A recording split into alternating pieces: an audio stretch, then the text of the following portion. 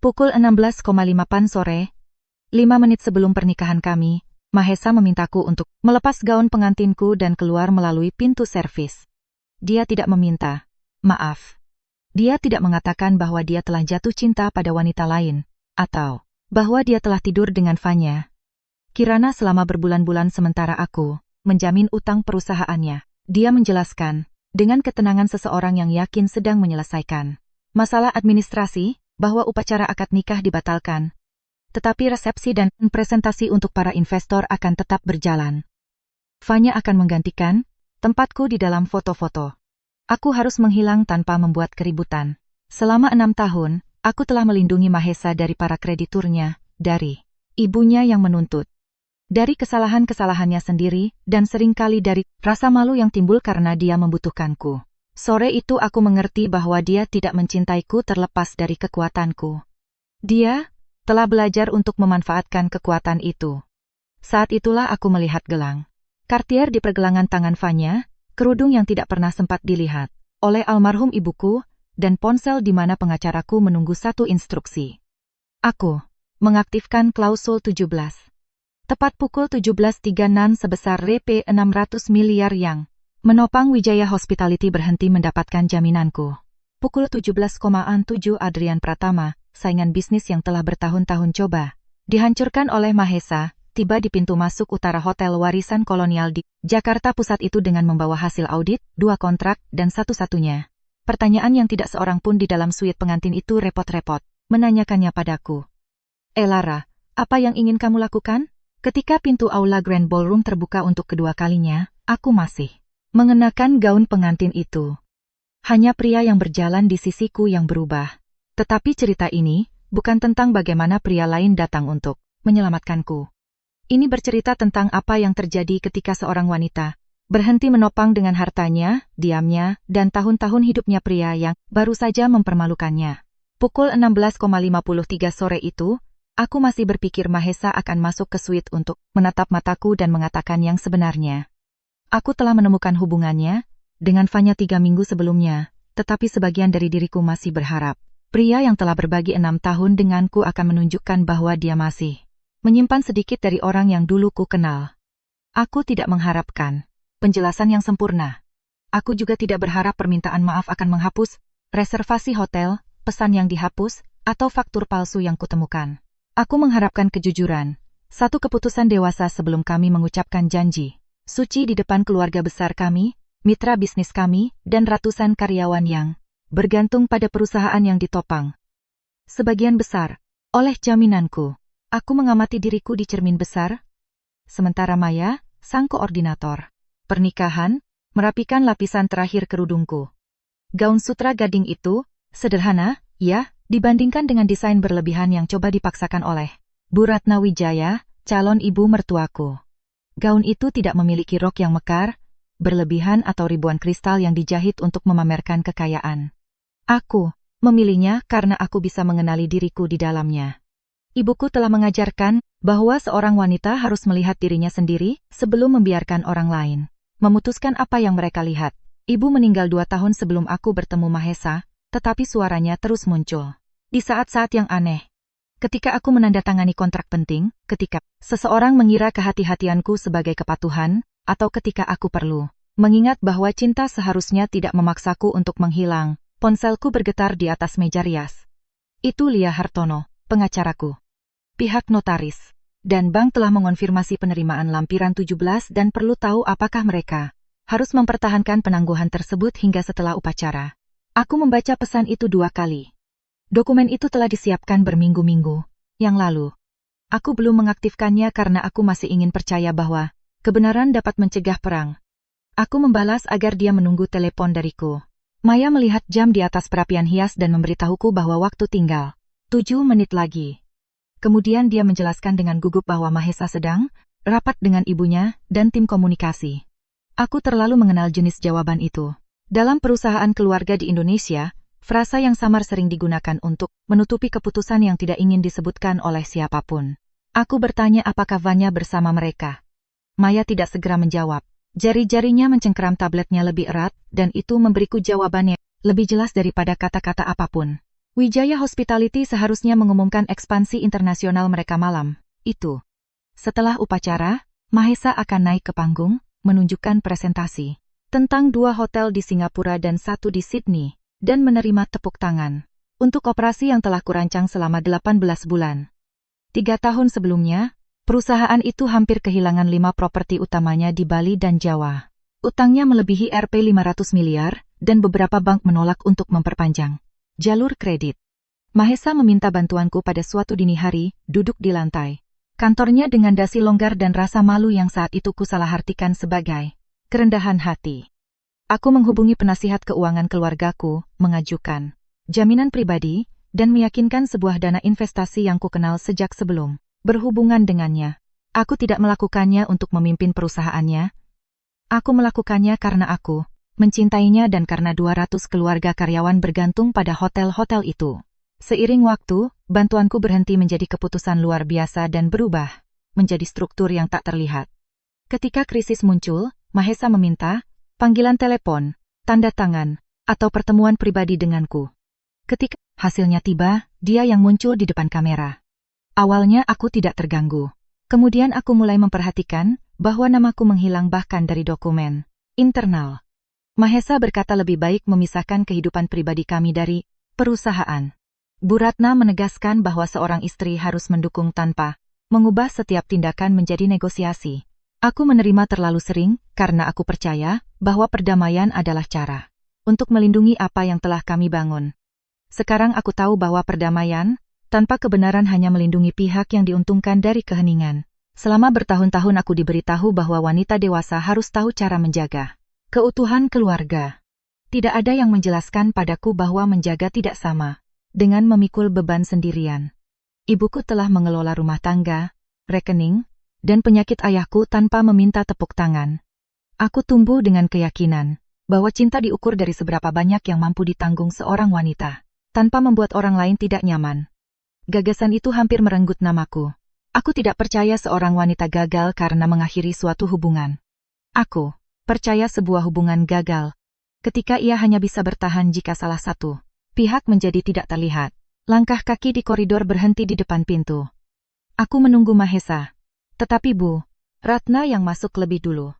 Dia mengenakan kebaya biru malam yang anggun, kalung berlian warisan ibunya, dan ekspresi tenang yang dia gunakan ketika dia akan mengatakan sesuatu yang kejam tanpa membiarkan suaranya kehilangan keanggunan. Fanya muncul di belakangnya. Gelang di pergelangan tangan Fanya mengonfirmasi apa yang belum mau kuterima sepenuhnya. Itu adalah perhiasan yang dibeli Mahesa di Plaza Indonesia 2 bulan lalu. Ketika aku bertanya untuk siapa, dia bilang itu hadiah institusional untuk seorang investor wanita. Fanya menutup pintu dengan hati-hati. Aku mengerti saat itu bahwa mereka berdua datang bukan untuk mencegah skandal, tetapi untuk mengelolanya. Bu Ratna berkata bahwa kami harus bicara sebelum situasinya menjadi publik. Aku bertanya apakah dia mengacu pada hubungan putranya atau reaksiku terhadapnya. Pertanyaan itu membuatnya tidak nyaman. Aku bisa melihatnya dari cara dia menyesuaikan gelang jam tangannya, meskipun wajahnya tidak berubah. Bu Ratna selalu percaya bahwa pendidikan tata krama terdiri dari menyembunyikan kekerasan di balik gerakan-gerakan kecil. Fanya mencoba mengatakan bahwa dia tidak pernah ingin aku mengetahuinya dengan cara seperti itu. Aku melihat kebayanya yang mewah, perhiasannya, dan keamanan yang dia rasakan saat menempati ruangan pengantin wanita. Aku tidak perlu menuduhnya. Pemandangan itu sudah berbicara untuknya. Aku berkata padanya bahwa orang yang tidak ingin menyakiti biasanya tidak datang dengan berpakaian siap untuk menggantikan seseorang. Bu Ratna menyela sebelum Fanya bisa menjawab. Dia menjelaskan bahwa Mahesa telah mengambil keputusan dan aku harus menjaga martabat. Dia berbicara tentang wartawan, investor, dan pejabat pemerintah yang hadir. Dia berbicara tentang nama besar keluarga Wijaya, tentang reputasi, dan risiko membuat keributan. Dia tidak berbicara tentangku. Aku mendengarkan tanpa memotongnya karena aku perlu memahami sejauh mana kesepakatan di antara mereka. Aku juga perlu memastikan bahwa jika aku mengaktifkan lampiran itu, aku tidak melakukannya semata-mata karena rasa sakit. Kemudian, pintu terbuka lagi. Mahesa masuk tanpa jas atau dasi. Rambutnya sedikit berantakan dan wajahnya menunjukkan kejengkelan, bukan rasa bersalah. Perbedaan itu akhirnya menata sesuatu di dalam diriku. Dia menatapku seperti seseorang menatap masalah administrasi yang terlalu lama tertunda. Penyelesaiannya. Dia berkata dia tidak bisa menikah denganku. Musik gamelan dari ballroom mulai terdengar di balik dinding. Itu adalah melodi yang dipilih ibuku bertahun-tahun yang lalu untuk pernikahan seorang sepupu. Aku menyimpannya karena aku selalu membayangkan suatu hari aku akan berjalan menuju seseorang yang memahami apa artinya itu bagiku. Mahesa terus berbicara. Dia merangkum 6 tahun dalam serangkaian kalimat klise tentang ketidakcocokan, tekanan, dan kurangnya kebebasan. Dia berkata bahwa bersamaku dia selalu merasa dievaluasi. Dia berkata bahwa Fanya memahaminya dan tidak memaksanya untuk meminta izin dalam menjalankan perusahaannya sendiri. Aku tidak membantah setiap kebohongan itu. Itu akan sia-sia.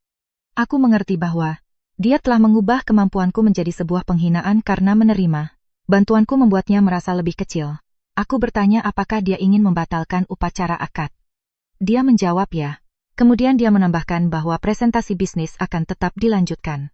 Kalimat itu lebih mengungkapkan daripada pengakuan perselingkuhannya.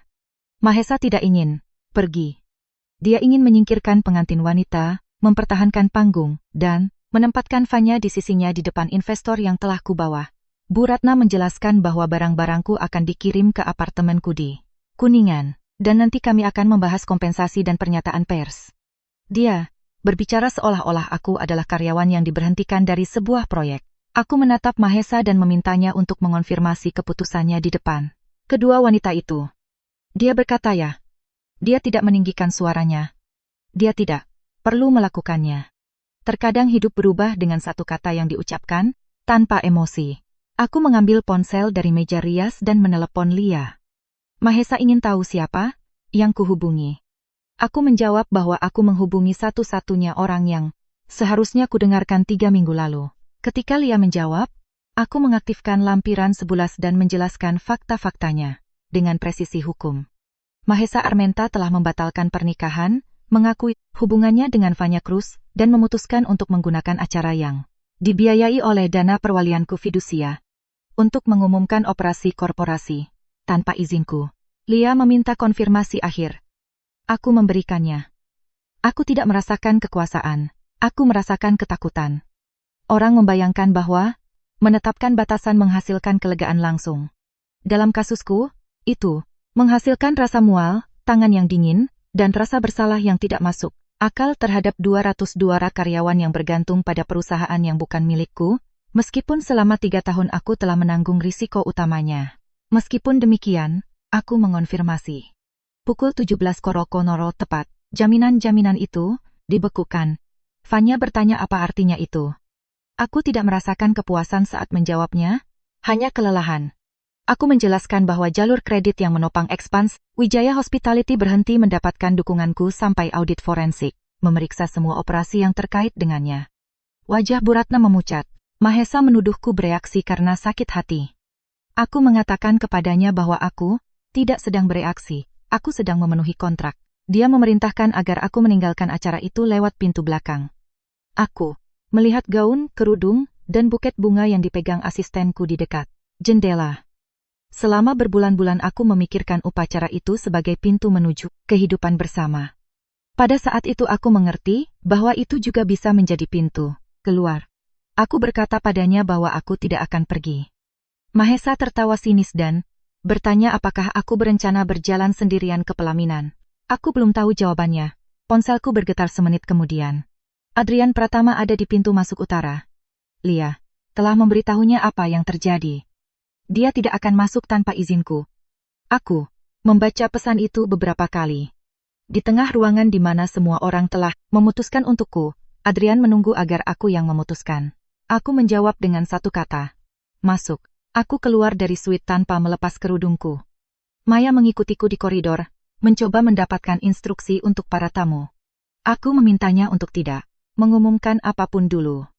Aku perlu melihat Adrian sebelum mengambil keputusan, yang akan mengubah tidak hanya sore itu, tetapi juga cara semua orang menafsirkan apa yang terjadi.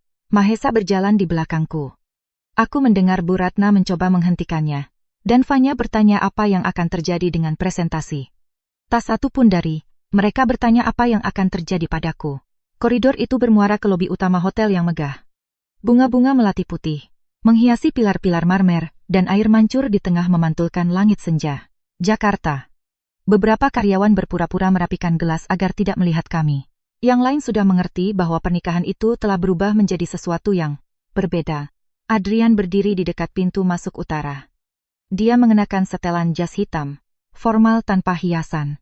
Pada usianya yang ke-40 tahun, dia memiliki jenis kehadiran yang tidak bergantung pada pakaian atau nama keluarga yang diumumkan dengan keras. Mahesa selalu berkata bahwa Adrian memasuki ruang rapat seolah-olah dia sudah tahu bagian meja mana yang akan menjadi miliknya. Aku telah menemukan bahwa sebenarnya dia mengamati sebelum berbicara, karena dia tidak perlu mengisi setiap keheningan dengan demonstrasi kekuasaan. Ketika dia melihatku, perhatiannya tertuju pertama pada wajahku dan kemudian pada gaunku. Dia tidak bertanya apakah aku baik-baik saja. Aku bersyukur dia tidak menggunakan frasa basa-basi yang mustahil itu. Aku tidak baik-baik saja, dan kami berdua tahu itu. Dia bertanya apakah aku yakin telah mengaktifkan lampiran itu. Aku menjawab ya. Kemudian dia ingin tahu apakah aku ingin menunda acara tersebut.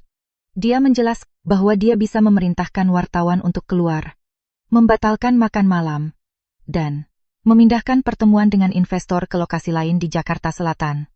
Dia berbicara tentang opsi praktis, bukan balas dendam. Aku melihat ke arah ballroom. Selama beberapa hari terakhir aku membayangkan akan masuk ke sana dengan menggandeng kenangan ayahku. Dia juga meninggal sebelum mengenal Mahesa, tetapi telah meninggalkan instruksi agar pamanku, Om Surya, menemaniku jika suatu hari aku memutuskan untuk menikah. Om Surya sedang duduk di dalam, tanpa mengetahui bahwa pria yang seharusnya menungguku di depan penghulu baru saja memilih wanita lain. Aku merasakan kesedihan yang bersih dan mendalam, bukan hanya untuk Mahesa. Itu, untuk semua yang diwakili oleh upacara itu bagi wanita muda yang dulu adalah diriku. Adrian memberitahuku bahwa aku tidak perlu membuktikan apapun. Aku tahu dia benar. Aku juga tahu bahwa jika aku keluar lewat pintu samping, Mahesa akan memegang hak untuk menceritakan kisahnya. Dia akan mengatakan bahwa aku mengalami krisis emosional. Bu Ratna akan berbicara tentang perbedaan yang tidak dapat didamaikan. Fanya akan muncul di foto-foto di sampingnya selama pengumuman bisnis, dan Pers akan mengulangi versi yang dibangun untuk mengubah martabatku menjadi ketidakstabilan. Aku tidak ingin menggunakan rasa sakitku sebagai tontonan, tetapi aku juga tidak ingin terus menyerahkan suaraku kepada orang-orang yang selalu berbicara untukku. Aku berkata pada Adrian bahwa upacara akan dilanjutkan. Mahesa tiba di lobi tepat waktu untuk mendengarku. Dia bertanya dengan siapa aku berencana menikah. Nadanya mendapatkan kembali sebagian arogansi yang hilang saat mendengar kata audit. Aku tidak langsung menjawab. 2 minggu sebelumnya, Adrian dan aku telah menyiapkan 2 dokumen dengan bantuan Lia. Yang pertama menciptakan kemitraan antara dana perwalianku dan Pratama Kapital untuk melindungi jaminan yang coba dialihkan oleh Mahesa. Yang kedua adalah perjanjian pranikah untuk pernikahan sipil dengan pemisahan harta mutlak, otonomi hak suara dalam bisnis, dan klausul keluar segera jika terjadi ketidakcocokan. Opsi kedua diusulkan oleh Lia, bukan Adrian. Pernikahan memungkinkan konsolidasi sementara hak-hak fidusia tertentu tanpa menyerahkan kendali patrimonialku, tetapi itu tidak pernah menjadi syarat untuk menyelamatkan perusahaan. Adrian bersikeras sejak awal bahwa aku tidak boleh menandatanganinya jika ada kemungkinan sekecil apapun aku melakukannya karena takut, tekanan, atau keinginan untuk menghukum Mahesa. Aku belum mengambil keputusan. Aku menyimpan kedua dokumen itu karena aku masih perlu melihat apa yang akan dilakukan tunanganku ketika dia memiliki kesempatan untuk mengatakan yang sebenarnya. Sekarang aku sudah tahu. Aku menatap Adrian dan berkata bahwa aku ingin meratifikasi pernikahan sipil. Itu. Dia tidak menunjukkan kemenangan. Reaksi pertamanya adalah mengingatkanku bahwa aku bisa memilih hanya aliansi bisnis. Dia juga memberitahuku bahwa pernikahan yang dilangsungkan beberapa menit setelah pengkhianatan akan ditafsirkan dengan banyak cara, dan aku harus siap hidup dengan interpretasi-interpretasi itu. Aku telah hidup bertahun-tahun di bawah interpretasi orang lain. Wanita yang bijaksana, istri yang beruntung, pewaris tanpa ambisi, pendamping yang terlalu serius untuk dunia sosialita Jakarta ala Mahesa. Tak satu pun dari versi itu, termasuk apa yang kupikirkan.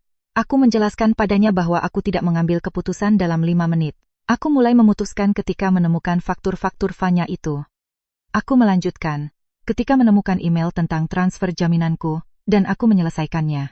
Ketika Mahesa memintaku untuk meninggalkan pernikahanku sendiri, agar dia bisa mempertahankan presentasinya. Mahesa mendekat dan berkata bahwa ini absurd. Dia mengingatkanku bahwa Adrian adalah musuhnya dan menuduhku telah mempersiapkan hubungan di belakangnya. Aku tidak menanggapi tuduhan itu seperti yang dia harapkan. Aku mengenal Adrian sejak sebelum mengenal Mahesa. Kami bertemu di sebuah konferensi investasi perhotelan di Singapura.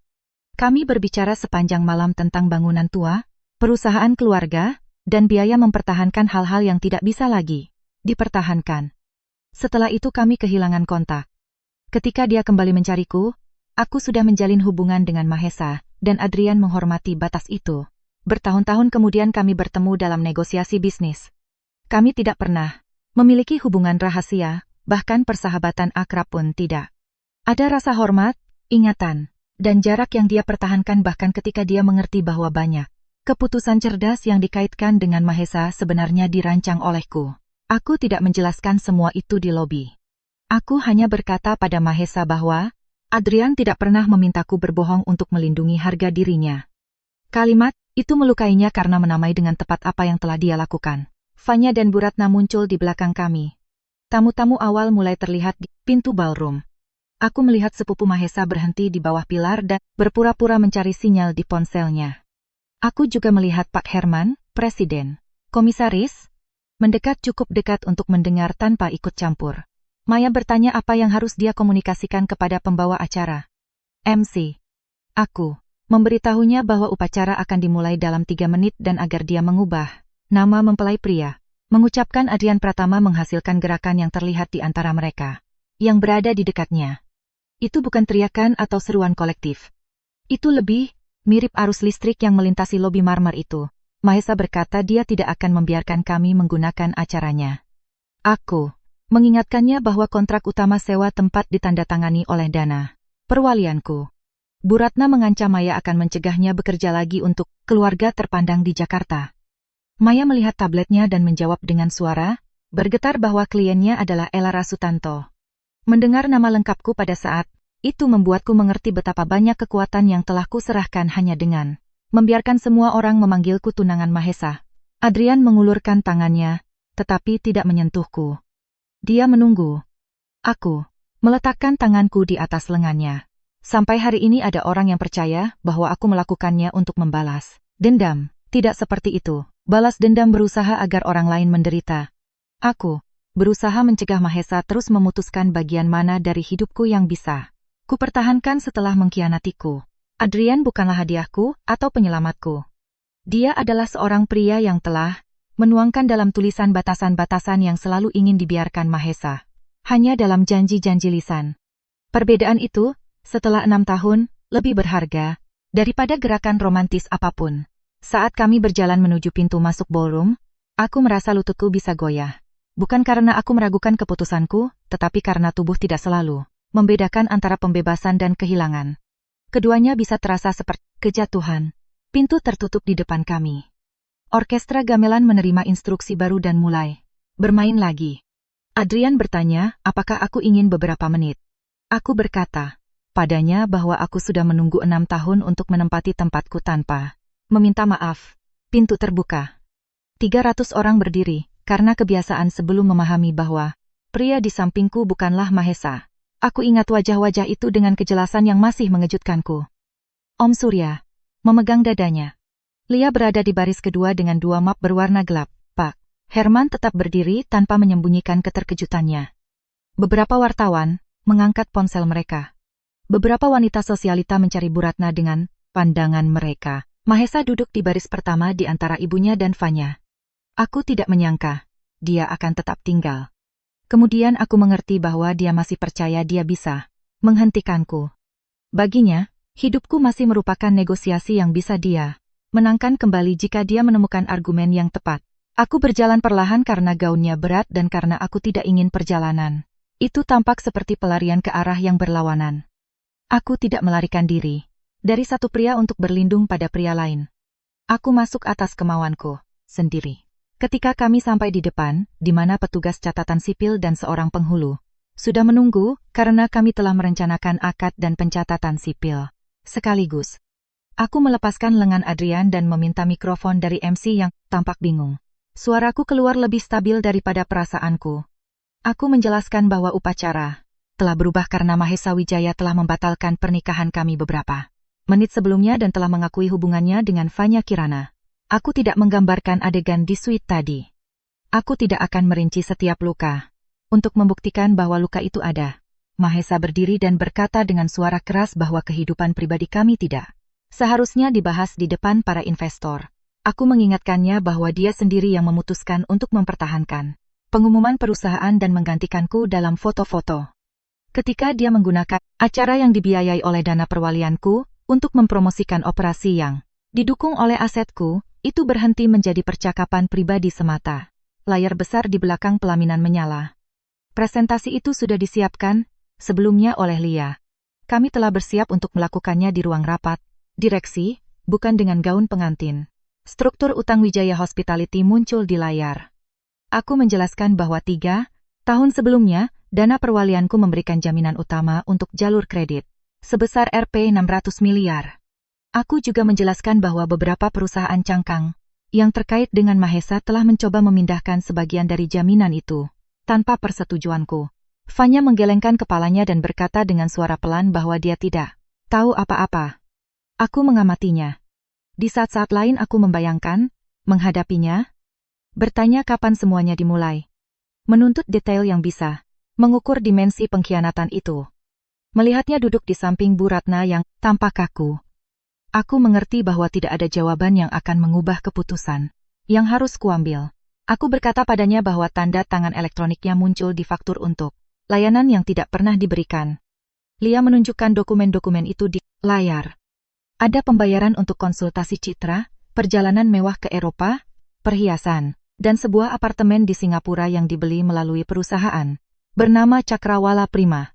Fanya memiliki 12% saham di sana. Dia menatap Mahesa dengan panik dan menegaskan bahwa Mahesa telah memberitahunya bahwa semuanya sudah diotorisasi. Mahesa mencoba menghentikan presentasi.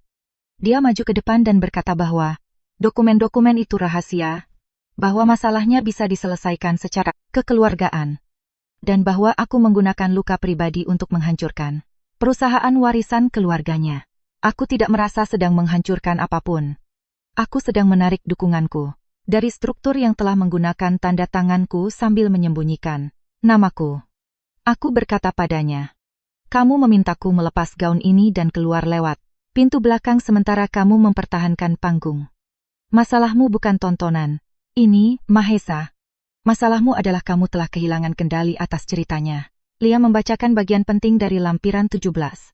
Pemutusan pertunangan publik, pengakuan hubungan paralel, dan upaya untuk menggunakan jaminanku tanpa izin, secara otomatis menangguhkan dukungan finansial dari dana perwalian. Seorang komisaris senior bertanya berapa lama penangguhan itu akan berlangsung.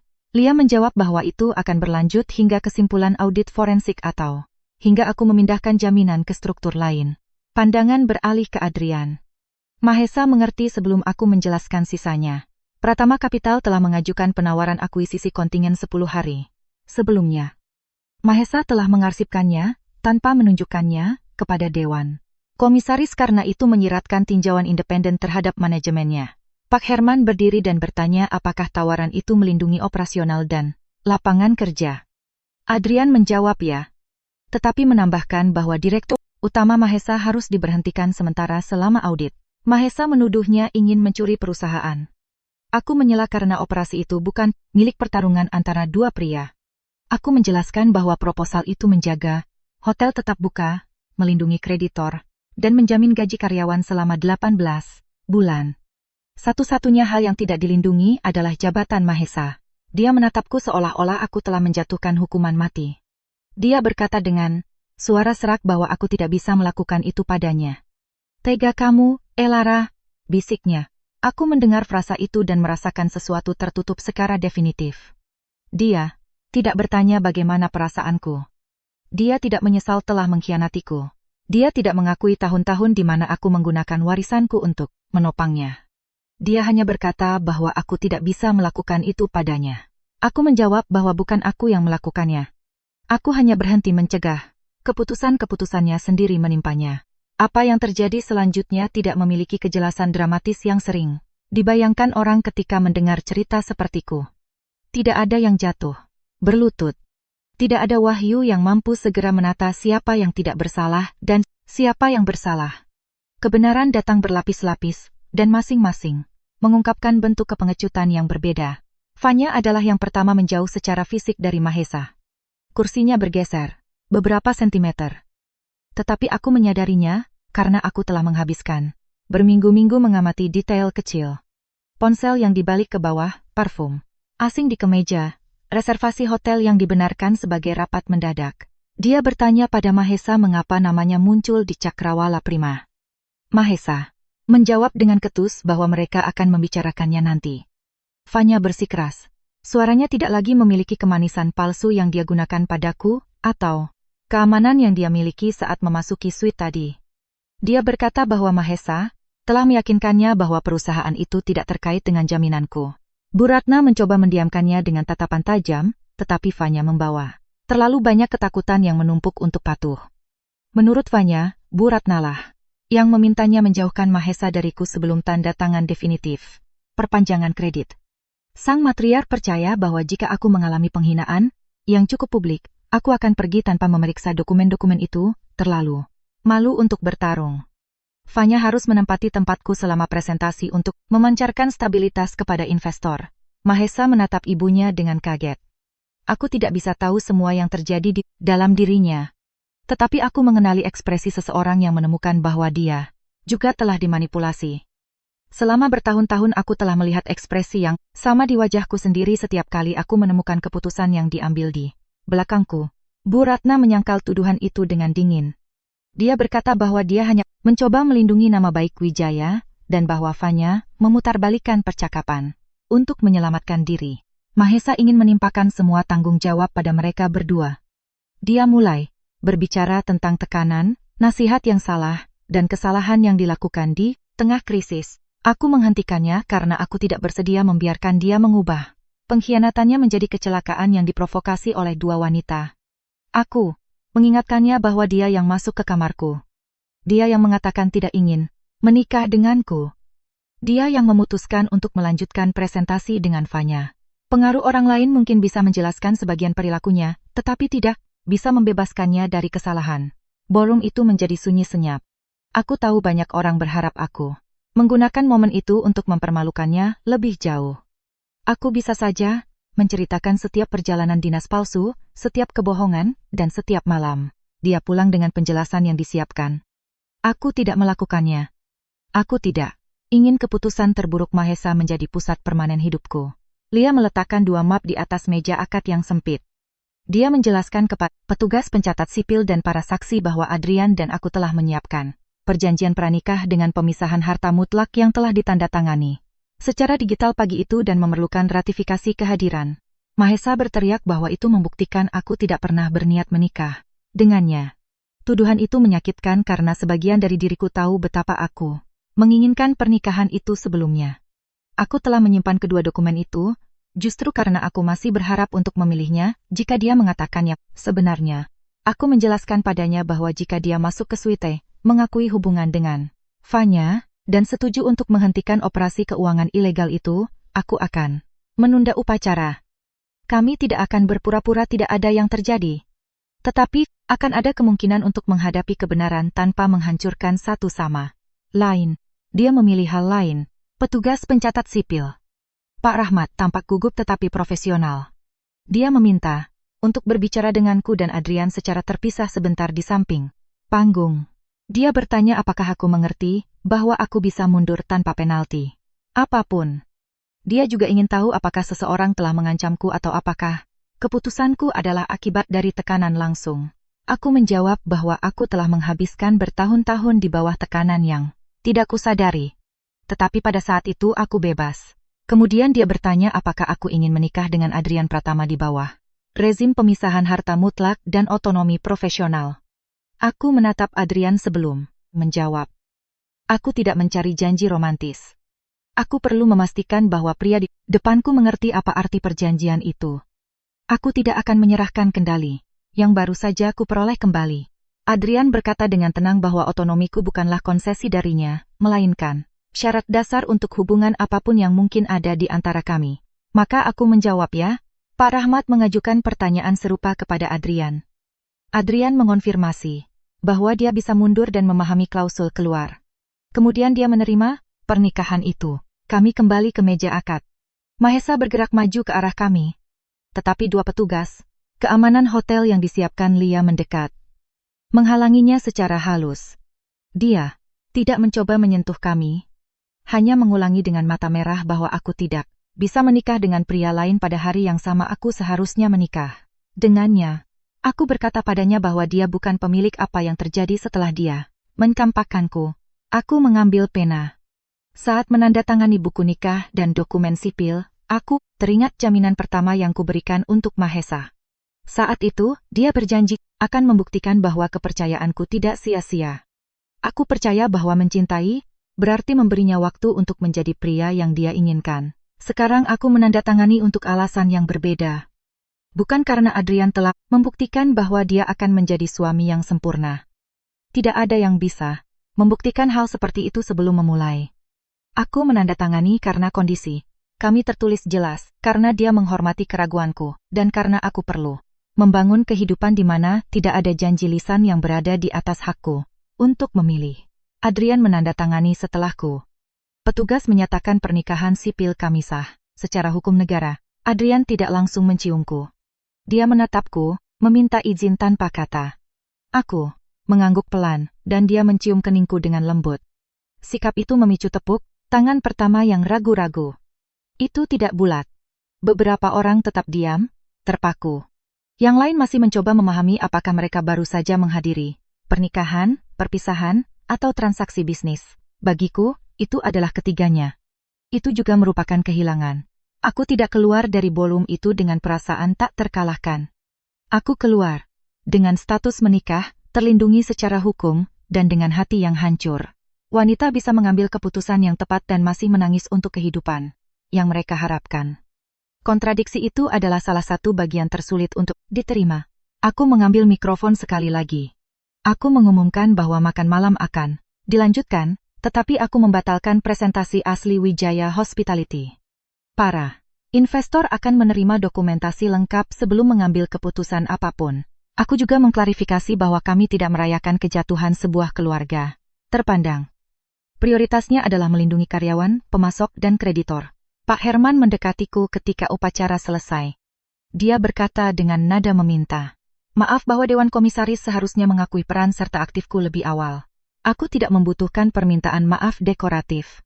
Aku memintanya untuk menjamin gaji karyawan selama audit dan mengadakan rapat direksi luar biasa. RUPSLB, malam itu juga. Dia setuju. Fanya mencoba pergi melalui pintu samping. Lia menghentikannya hanya untuk memberitahunya bahwa dia harus menyerahkan perangkat elektroniknya dan menghadap auditor besok pagi. Dia tidak ditahan, tetapi beberapa faktur palsu telah dikirim dari ponselnya. Fanya menatapku dengan mata melebar, seolah berharap aku menikmati ketakutannya. Aku tidak merasakannya. Aku telah sering membayangkan selingkuhan Mahesa sebagai wanita kuat yang masuk untuk merebut sesuatu dariku. Seiring waktu aku mengerti bahwa dia tidak merebut pria setia dariku. Dia telah menerima seorang pria yang perlu berbohong, menyembunyikan utang, dan mengecilkan seorang wanita untuk merasa penting. Vanya mengira dia telah memenangkan tempatku. Apa yang dia terima adalah tanggung jawab untuk menopang fiksi yang tidak lagi bersedia kubiayai. Melihatnya di sana, gemetar dalam kebayanya yang mahal, aku mengerti bahwa dia juga telah membangun keamanannya di sekitar posisi seorang pria. Itu tidak membuatnya tidak bersalah. Dia telah berpartisipasi dalam penghinaan dan menandatangani dokumen palsu, tetapi aku tidak perlu lagi bersaing dengannya. Hadiah yang dia kira telah dimenangkannya terbuat dari utang, kebohongan, dan nama keluarga yang tidak bisa tegak tanpa tanda tanganku.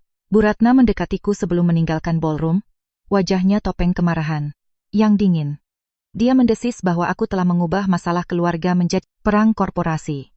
Aku menjawab bahwa merekalah yang telah menggunakan perusahaan, dana perwalian, dan ratusan pekerjaan untuk mengelola urusan keluarga mereka.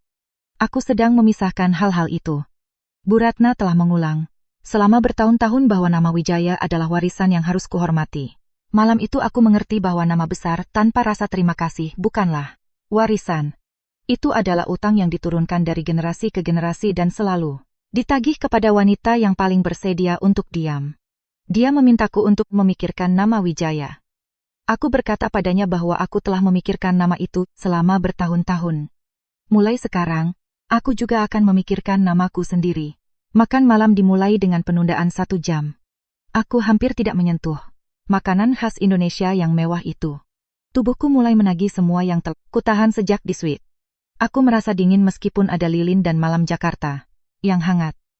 Gaun itu terasa semakin berat.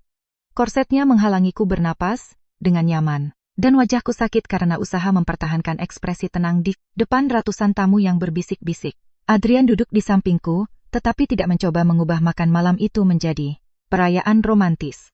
Dia bertanya dengan suara rendah apakah aku ingin pergi. Aku menjawab bahwa aku harus berpartisipasi dalam rapat dewan. Dia menunjukkan bahwa aku tidak harus membuktikan kekuatan dengan tetap berdiri sampai aku hancur. Kalimat itu awalnya menggangguku. Aku telah menghabiskan bertahun-tahun mendengar bahwa aku kuat ketika seseorang membutuhkanku untuk menanggung sesuatu. Kemudian aku mengerti bahwa Adrian tidak memintaku untuk bertahan. Dia menawarkan jalan keluar. Aku berkata padanya bahwa aku akan pergi ke rapat dan setelah itu aku ingin sendirian. Dia menerima tanpa menunjukkan kekecewaan. Pukul 19.20 kami memasuki ruang rapat pribadi di hotel. Aku sudah melepas kerudungku dan mengikat rambutku dengan lebih sederhana. Lia meminjamkanku blazer putih untuk menutupi bagian atas gaun pengantinku. Pakaian aneh itu merangkum sore itu. Aku masih berpakaian pengantin, tetapi membawa map audit bawah lenganku. Pak Herman membuka sesi luar biasa itu. Poin pertama adalah penangguhan. Sementara Mahesa sebagai direktur utama. Dia tiba sendirian. Aku tidak tahu di mana Bu Ratna dan Fanya berada, dan aku juga tidak bertanya. Aku tidak bisa menceritakan apa yang tidak kulihat atau mengubah dugaan menjadi kepastian. Satu-satunya yang kuamati adalah Mahesa. Tampak lebih tua 10 tahun. Setelan. Jas mahalnya tidak bisa lagi menyembunyikan beban dari apa yang terjadi. Dia berkata dengan marah bahwa rapat itu adalah jebakan. Aku meletakkan di atas meja 3 permintaan peninjauan, 2 somasi hukum, dan perjanjian yang dia tolak untuk tanda tangani. Aku menjelaskan padanya bahwa jebakan biasanya tidak mencakup begitu banyak peringatan sebelumnya. Para komisaris memeriksa dokumen-dokumen itu. Beberapa mengajukan pertanyaan teknis yang kujawab dengan bantuan Lia dan penasihat keuangan. Yang lain tetap diam, malu karena tahu mereka telah menerima selama bertahun-tahun struktur di mana hartaku menanggung risiko sementara Mahesa menerima pengakuan. Salah satu komisaris bertanya apakah Fanya memiliki akses ke informasi rahasia. Mahesa mengonfirmasi dengan enggan bahwa sebagai direktur komunikasi dia mengetahui sebagian dari proyeksi. Aku menunjukkan email yang dikirim ke Cakrawala Prima dan izin akses yang ditandatangani olehnya. Dia berdalih bahwa Fanya mungkin menggunakan tanda tangannya tanpa izin. Aku menjawab bahwa itu berarti mengakui dia tidak mengendalikan proses yang dia setujui. Aku tidak meninggikan suara. Itu tidak perlu. Angka-angka di dokumen tidak membutuhkan dramatisasi. Pak Herman meminta pemungutan suara. 6 komisaris mendukung penangguhan. Mahesa 1 abstain. Ketika sekretaris mencatat hasilnya, aku tidak merasakan kemenangan. Aku merasakan akhir dari kebohongan yang telah kulindungi terlalu lama. Mahesa menatapku dengan penuh kebencian dan bertanya apakah ini yang kuinginkan. Aku menjelaskan bahwa aku ingin mencegahnya menggunakan jaminanku untuk membiayai keputusan pribadinya yang merugikan. Kejatuhannya bukanlah tujuanku, meskipun itu adalah konsekuensi logis dari audit. Kemudian dia menatap Adrian dan bertanya apa yang dia dapatkan. Adrian menjawab dengan tenang bahwa dia mendapatkan partisipasi di perusahaan yang bisa diselamatkan dan kemungkinan untuk melindungi investasi yang telah diletakkan Mahesa dalam risiko. Mahesa berkata dengan pahit bahwa Adrian selalu menginginkan perusahaannya. Aku teringat saat-saat tunanganku menggambarkan setiap ketidaksepakatan sebagai kompetisi. Baginya semua orang ingin merebut sesuatu darinya. Dia tidak pernah mempertimbangkan bahwa beberapa orang hanya mencoba mencegahnya merusak apa yang dia kelola. Sebelum keluar dari ruangan, Mahesa membungkuk ke arahku dan mendesis bahwa suatu hari aku akan mengerti bahwa Adrian telah memanfaatkanku untuk menghancurkannya. Aku menjawab bahwa Adrian telah menempatkan secara tertulis apa yang dia harapkan dariku dan apa yang bisa kutuntut darinya. Mahesa, sebaliknya, telah menyembunyikan janji-janjinya justru di tempat di mana tidak ada yang bisa mengauditnya. Dia pergi tanpa pamit, membanting pintu. Aku tetap duduk sampai pintu tertutup rapat. Setelah itu, tanganku mulai gemetar tak terkendali. Itu bukan reaksi yang elegan. Sebuah gelas air jatuh ketika aku mencoba mengambilnya dan pecah di lantai marmer. Suaranya membuat semua orang menoleh ke arahku. Selama berjam-jam, aku telah bertindak seolah-olah kejelasan hukum bisa melindungiku dari rasa sakit. Pada saat itu aku mengerti bahwa seorang wanita bisa mengambil keputusan yang tepat dan masih merasa hancur lebur di dalamnya. Aku meminta mereka menyelesaikan rapat tanpaku. Aku keluar melalui koridor layanan untuk menghindari kamera yang masih menunggu di lobi. Adrian berjalan pada jarak tertentu, ditemani oleh Lia. Tak satu pun dari mereka mencoba menyentuhku atau menawarkan kata-kata penghiburan yang kosong.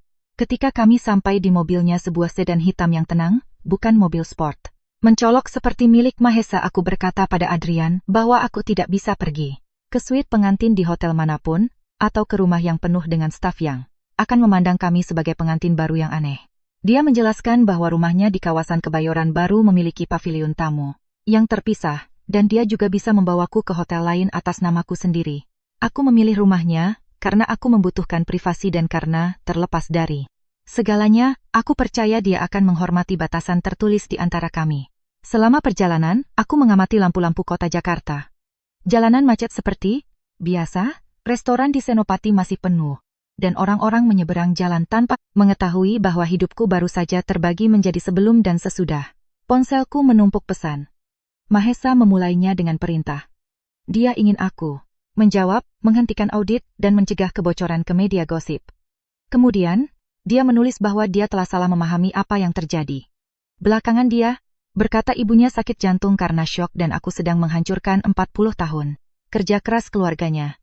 Dia tidak menjawab satu-satunya pertanyaan yang telah kutunggu selama berminggu-minggu. Mengapa? Aku memblokir layarnya. Keheningan yang kutinggalkan di belakang mulai melakukan tugasnya. Rumah Adrian berada di jalan yang tenang dan rindang di Kebayoran Baru. Aku pernah ke sana sekali saja, selama pertemuan darurat dengan Lia dan penasihat dari dana investasi. Aku ingat dinding-dinding berwarna krem, banyak buku, foto-foto bangunan tua, dan tidak adanya potret diri besar yang dirancang untuk memamerkan nama keluarga. Berbeda sekali dengan rumah keluarga Wijaya di Menteng. Malam itu aku masuk masih mengenakan gaun pengantin dan blazer pinjaman. Seorang wanita parubaya bernama Bu Siti, asisten rumah tangganya, menyambut kami tanpa kejutan yang terlihat. Adrian memintanya untuk menyiapkan paviliun taman dan memastikan tidak ada yang menggangguku.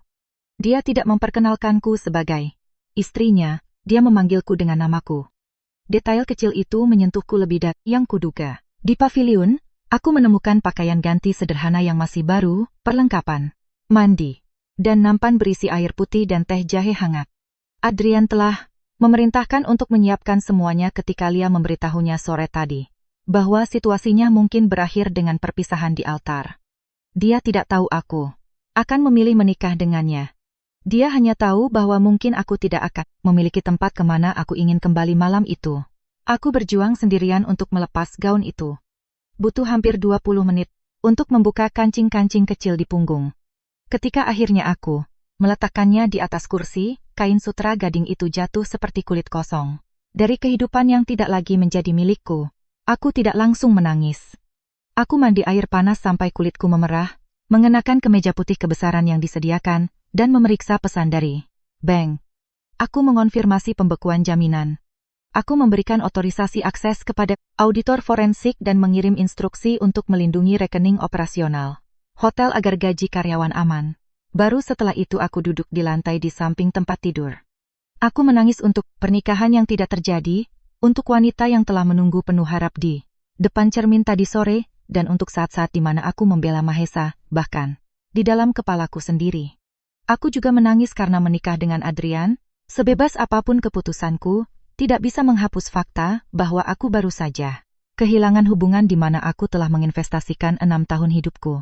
Orang sering berpikir bahwa memulihkan martabat menghasilkan kelegaan langsung. Dalam kasusku, martabat dan duka datang bersamaan. Satu membuatku tetap berdiri, yang lain mengingatkanku pada semua yang telah runtuh. Keesokan paginya, aku menemukan Adrian di dapur. Dia telah membuat kopi tubruk dan sedang memeriksa dokumen di meja kayu panjang. Dia tidak memakai jas, hanya kemeja linen yang digulung lengannya. Dia tampak kurang tak terjangkau tanpa baju zirah pertemuan bisnisnya.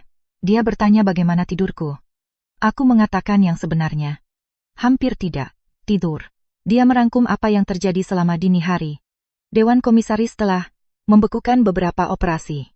Auditor ingin memulai dengan Cakrawala Prima dan transfer yang dilakukan selama tahun terakhir. Pers sudah mengetahui pembatalan resepsi, tetapi belum memiliki detail finansialnya. Akun gosip di media sosial sudah mulai berspekulasi liar. Aku mendengarkan sambil memegang cangkir kopi dengan kedua tangan agar hangat. Cincin kawin sipilku adalah sebuah pita emas sederhana yang didapatkan Lia entah dari mana untuk ratifikasi mendadak itu. Melihatnya di jariku memicu perasaan aneh. Secara hukum, aku menikah dengan pria yang hampir tidak kukenal secara intim, sementara aku masih bisa mengingat suara napas Mahesa saat tidur di sampingku. Aku bertanya pada Adrian apakah dia menyesal. Dia menjawab bahwa dia akan menyesal jika dia menggunakan rasa sakitku untuk menuntut sesuatu yang belum siap kuberikan padanya. Kemudian dia mengklarifikasi bahwa dia tidak menyesal telah menandatangani. Aku tidak mendesak. Berbicara tentang perasaan yang mendalam akan menjadi cara untuk melarikan diri dari keputusan praktis yang perlu kami ambil. Kami menyepakati kamar terpisah di rumah utama, agenda independen, dan peninjauan kembali perjanjian dalam 3 bulan. Tidak ada yang akan memiliki akses otomatis ke harta benda pihak lain. Penampilan publik apapun sebagai pasangan akan memerlukan persetujuan bersama. Aku menambahkan aturan lain. Kami tidak akan menggunakan pernikahan ini untuk bernegosiasi dengan Mahesa atau untuk menekan Dewan Komisaris Wijaya Hospitality. Adrian setuju. Kemudian dia menceritakan sesuatu yang ditemukan Lia selama dini hari. Tawar akuisisi dari Pratama Capital tidak diarsipkan hanya oleh Mahesa. Bu Ratna telah mengirim instruksi tertulis kepada Sekretaris Dewan untuk menyembunyikannya. Karena tawaran itu menyiratkan pengakuan publik bahwa jaminankulah yang menopang perusahaan. Aku tidak bisa tahu apa yang dipikirkan Bu Ratna saat melakukannya, tetapi aku bisa melihat hasilnya. Dia telah melindungi kebanggaan putranya dengan mengorbankan transparansi nasib 200 keluarga karyawan. Audit forensik memakan waktu berminggu-minggu berikutnya. Hidupku menyusut menjadi ruang rapat, laporan rekening koran, dan malam-malam di mana aku mencoba mengingat siapa aku di luar krisis ini. Aku pindah ke sebuah apartemen di kawasan SCBD yang dimiliki oleh dana perwalianku, agar tidak bergantung pada rumah Adrian. Dia tidak keberatan atau menafsirkan kepergianku sebagai penolakan. Kebebasan itu mulai mengubah caraku memandangnya. Mahesa biasa mengatakan bahwa dia mengizinkanku melakukan hal-hal tertentu, bekerja, bertemu dengan penasihat, atau bepergian sendiri seolah-olah otonomiku adalah hak istimewa yang diberikan olehnya. Adrian tidak menggunakan bahasa itu. Jika aku memberitahunya sebuah keputusan, dia bertanya dukungan apa yang kubutuhkan, bukan apakah aku sudah minta izin. Perbedaan itu tampak kecil sampai aku mengerti betapa banyak ruang yang ditempatinya. Audit menemukan lebih dari yang kami duga. Cakrawala Prima telah menagih layanan yang tidak ada senilai hampir Rp25 miliar. Sebagian uang digunakan untuk perjalanan mewah Mahesa dan Vanya ke Maldives dan Eropa. Bagian lain berakhir di rekening luar negeri yang dikelola oleh Bu Ratna. Kami juga menemukan bahwa tanda tanganku telah dipindai secara digital dan dimasukkan ke dalam 2 surat jaminan, comfort letters, yang tidak pernah kusetujui untuk pinjaman bank tambahan. Ketika aku melihat dokumen-dokumen itu, aku merasakan mual yang lambat. Itu bukan hanya tentang uang. Namaku telah diubah menjadi alat yang bisa mereka reproduksi kapanpun dirasa perlu, sementara di depan umum mereka memperlakukanku sebagai calon istri yang suportif tanpa pemahaman bisnis. Lia bertanya apakah aku ingin mengajukan laporan polisi segera. Aku meminta waktu untuk memverifikasi asal tanda tangan tersebut. Aku tidak ingin menuduh berdasarkan kemarahan. Ahli forensik digital mengonfirmasi bahwa tanda tangan itu berasal dari dokumen otentik yang kutandatangani 2 tahun sebelumnya. File Digitalnya dimanipulasi dari komputer yang ditugaskan ke kantor pribadi Bu Ratna. Aku tidak menelepon Bu Ratna. Aku tidak perlu mendengar penjelasan lain tentang kepentingan keluarga. Aku mengajukan laporan polisi atas tuduhan pemalsuan dokumen dan penggelapan. Berita itu bocor 3 hari kemudian. Aku tidak tahu siapa yang berbicara kepada pers. Berita utama di media online dan infotainment mencampurkan pernikahan yang batal, sang selingkuhan, dan audit karena pengkhianatan romantis lebih mudah dijual daripada struktur kompleks penipuan korporasi. Beberapa artikel menggambarkanku sebagai pewaris pendendam yang telah menggunakan saingan bisnis untuk merebut perusahaan dari tunangannya. Yang lain, mengubahku menjadi pahlawan wanita feminis tanpa keraguan atau luka. Tidak ada versi yang sepenuhnya menyerupai diriku. Aku bukanlah wanita dingin yang telah merencanakan setiap gerakan untuk mempermalukan Mahesa. Aku juga bukan korban tak berdaya yang diselamatkan oleh Adrian, si ksatria berbaju zirah. Aku telah membuat kesalahan, mengabaikan tanda-tanda bahaya, dan membiarkan keinginanku untuk mempertahankan hubungan melemahkan batasan-batasanku sendiri. Aku memutuskan untuk memberikan satu wawancara eksklusif kepada majalah bisnis terkemuka di Jakarta, bukan untuk membagikan detail intim, tetapi untuk mengklarifikasi situasi para pekerja dan masa depan perusahaan. Wartawan senior itu bertanya apakah menikah dengan Adrian adalah tindakan balas dendam. Aku menjawab bahwa balas dendam mencari rasa sakit pada orang lain. Keputusanku mencari perlindungan dan kebebasan hukum untuk diriku sendiri. Aku juga mengakui bahwa itu adalah pilihan ekstrem yang diambil pada hari yang ekstrem, dan waktu akan membuktikan apakah itu bisa berubah menjadi lebih dari sekadar aliansi strategis. Wartawan itu ingin tahu apakah aku masih mencintai Mahesa. Aku tidak menjawab dengan frasa yang sempurna. Aku berkata bahwa cinta tidak menghilang dengan kecepatan yang sama dengan kepercayaan. Aku bisa mengingat pria yang kucintai, dan pada saat yang sama menolak untuk kembali kepada pria yang telah menjadi dirinya sekarang. Jawaban itu dipotong dalam banyak kutipan di media sosial. Beberapa menyebutnya kelemahan, yang lain kedewasaan. Bagiku, itu memungkinkanku untuk mengatakan yang sebenarnya tanpa mengubahnya menjadi janji untuk kembali. Sebulan setelah pernikahan yang gagal itu, Mahesa meminta untuk bertemu denganku. Lia menyarankan agar pertemuan itu terjadi di kantor hukumnya dan direkam. Aku setuju karena masih ada keputusan bisnis yang memerlukan kerjasamanya untuk transisi, dan karena aku ingin menguji apakah aku bisa menatapnya tanpa kembali memikul tanggung jawab untuk menyelamatkannya. Dia datang sendirian. Dia telah kehilangan berat badan. Setelan jasnya masih sempurna, tetapi dia tidak lagi mengenakan jam tangan Patek Philippe yang pernah dihadiahkan Fanya, ternyata dibeli dengan uang perusahaan. Dia duduk di depanku, di seberang meja konferensi kaca dan butuh waktu lama untuk memulai. Dia merangkum konsekuensinya. Jabatan direktur utama ditangguhkan, rekening pribadi dibekukan, apartemen di Singapura disita, dan penyelidikan polisi sedang berjalan. Kemudian dia berkata dengan nada getir bahwa semuanya tampak tidak memengaruhiku. Aku merasakan campuran kesedihan dan kelelahan. Ketenanganku yang tampak selalu digunakan olehnya untuk menyangkal kerugian yang kualami. Aku menjelaskan padanya bahwa itu telah memengaruhiku ketika aku masih bisa mencegahnya. Selama berminggu-minggu setelah hari itu aku tidak tidur nyenyak, aku tidak bisa mendengarkan musik gamelan, dan aku menghindari melewati butik gaun pengantin di mall. Fakta bahwa aku tidak menunjukkan rasa sakitku padanya bukan berarti rasa sakit itu tidak ada. Mahesa bertanya apakah aku membencinya. Aku menjawab tidak. Aku melihat bahwa ketiadaan kebencian itu melukainya. Kebencian akan mempertahankan ikatan emosional yang kuat di antara kami. Apa yang kurasakan lebih sulit baginya untuk diterima. Kesedihan mendalam untuk pria yang seharusnya bisa dia jadi, dan kelegaan luar biasa, karena berhenti bertanggung jawab untuk mengubahnya menjadi orang itu. Dia berkata dengan suara pelan, bahwa dia tidak pernah benar-benar mencintai Fanya. Aku menjawab bahwa itu tidak memperbaiki apapun. Justru memperburuknya. Mengkhianati hubungan demi seorang wanita yang bahkan tidak dia cintai. Mengungkapkan lebih banyak lagi tentang kekosongan dalam keputusan-keputusannya. Kemudian dia mengakui, untuk pertama kalinya, bahwa dia merasa takut. Bersamaku, dia selalu merasa akan menjadi pria yang perusahaannya diselamatkan oleh istrinya. Setiap kali seseorang di dunia bisnis Jakarta mengakui kemampuanku, dia mendengarnya sebagai tuduhan terhadap ketidakmampuannya. Aku memahami ketakutan itu ego pria dalam budaya patriarki kita, tetapi aku tidak menerima bahwa dia menggunakannya sebagai alasan. Aku berkata padanya bahwa dia bisa saja menanggapi ketakutan itu dengan belajar berterima kasih, atau membangun sesuatu yang benar-benar miliknya sendiri. Sebaliknya, dia memutuskan untuk menghukumku karena telah membantunya. Mahesa menunduk.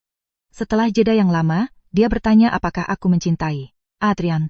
Pada saat itu, aku belum memiliki jawaban yang sederhana. Dengan Adrian ada kepercayaan yang tumbuh, rasa hormat yang mendalam, dan keintiman yang mulai terbentuk dalam detail-detail kecil sehari-hari, bukan dalam gerakan besar. Aku tidak ingin menyebutnya cinta hanya karena itu lebih sehat daripada hubunganku sebelumnya.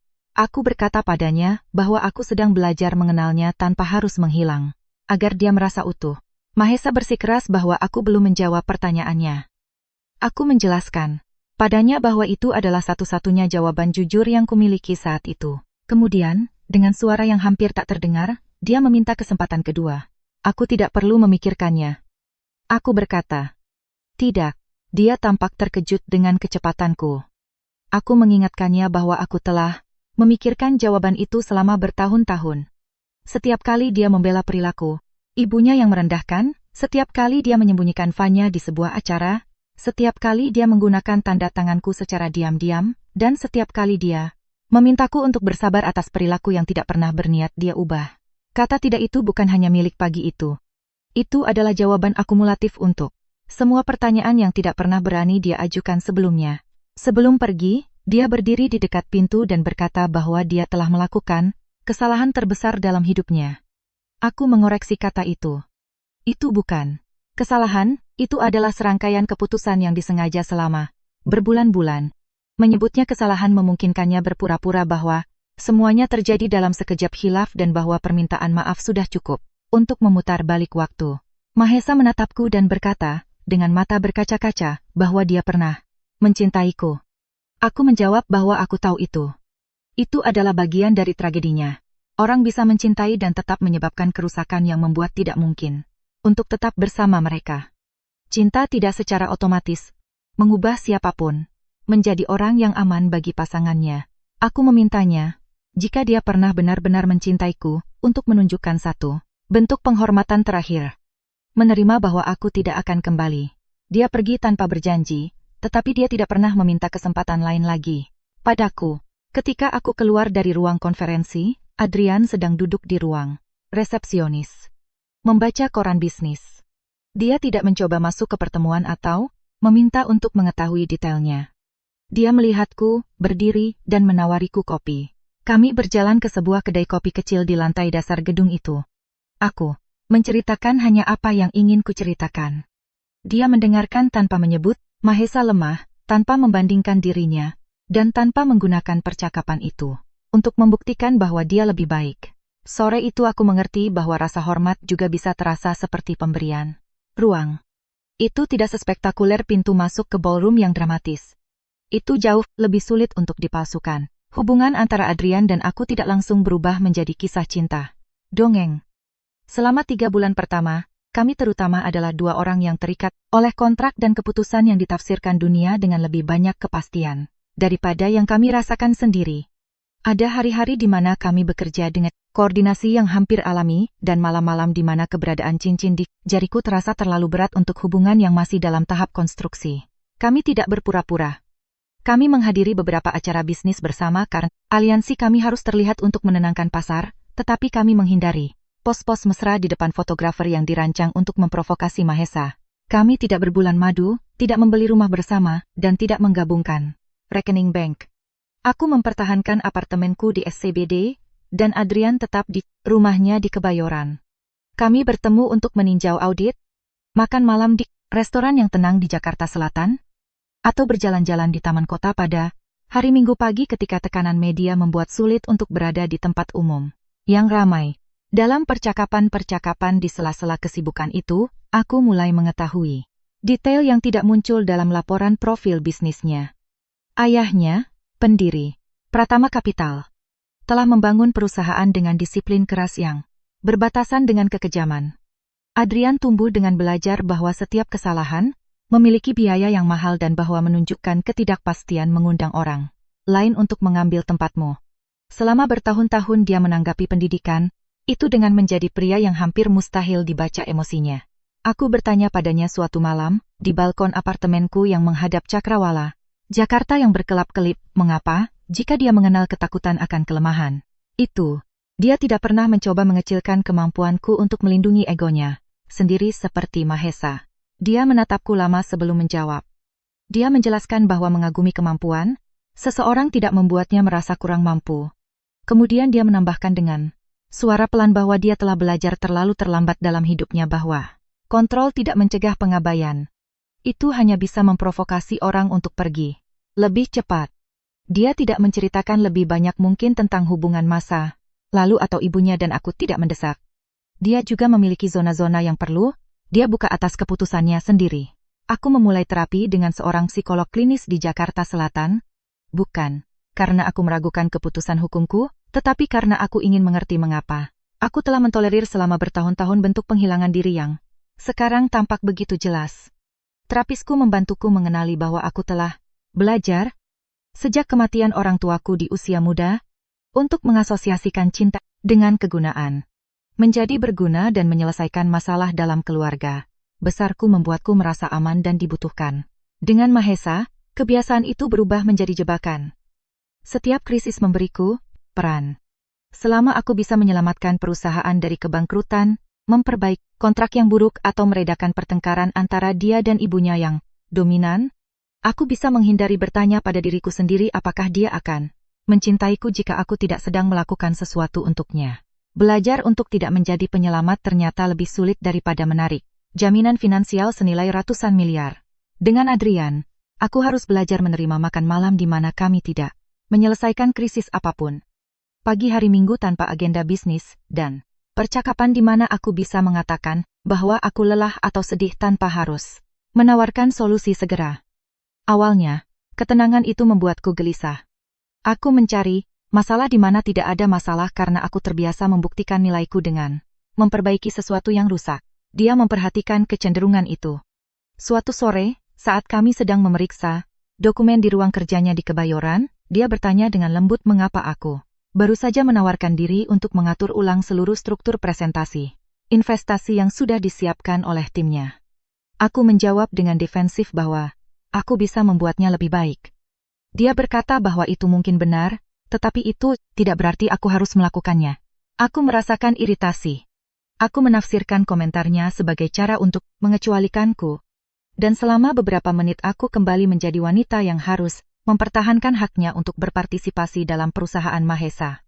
Kemudian, melihat ketenangannya, aku mengerti perbedaannya. Adrian tidak mencoba menghapus kemampuanku. Dia sedang mengingatkanku bahwa aku juga punya pilihan untuk tidak menggunakan kemampuanku jika aku tidak mau, dan aku tetap berharga.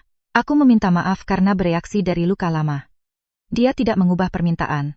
Maafku menjadi utang yang harus dibayar nanti. Dia hanya memintaku untuk memberitahunya ketika situasi baru terasa terlalu mirip dengan sesuatu yang menyakitkan yang pernah kualami. Itu adalah pertama kalinya aku merasa pernikahan kami bisa berubah menjadi hubungan nyata, bukan karena semuanya mudah, tetapi karena konflik tidak digunakan untuk memutuskan siapa yang memiliki kekuasaan lebih besar. Audit forensik selesai 6 bulan setelah hari yang seharusnya menjadi pernikahanku.